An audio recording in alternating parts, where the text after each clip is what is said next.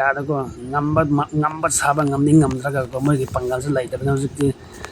peace lainaba moina leader kaya mu thinarga dam begging tawruga lambi se hangdok pi dige hang bio na leader maya moi unaraga dum tawri bana kuki leader mayam se hojin mathong marang khangda mathau laitaba mina miya noi se tabro kuki na lambi makhai hangdok ge hai khoi su chatpa yadre bani ko chaningai thakningai laitrabani na hujikti khoi manipur gi CM bu onaraga mabu welcome tawjarga khoi su lambi loina ma hangbi rege han haikibagi video da punma urangani ko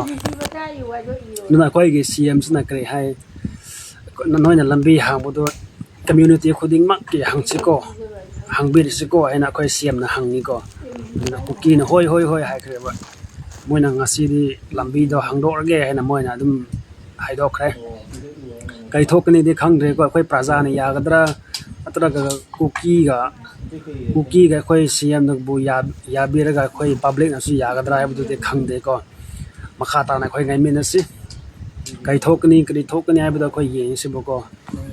moi machin na di lambi sa hangdorge khoi na blockade to ba makhai sa hangdor kan hangai indefinite blockade to ge na moi su hai ki bani ko madugi indefinite blockade to moi ngamdreba koi na wabadagi moi na he na wai ba ko aduna ngasi di moi khang ba ngam na bagi wa man ki bagi moi su lambi do hangdorge haina moi hai ki bu kai thok ni khang da yeng se indefinite ban blockade to gani haina moi na law ki na ko koi blockade ki de sahi ama sa koi blockade to gani ku ki koi law ki na ba do ngasi moi lambi ya hangdorge haina hairak pa se yam nok ni mu su phau ko ya guts ti lai da ba phao sa de saba ko media da ko ngamba saba ngamni ngamdraga ko moi gi pangal se lai da na hujikti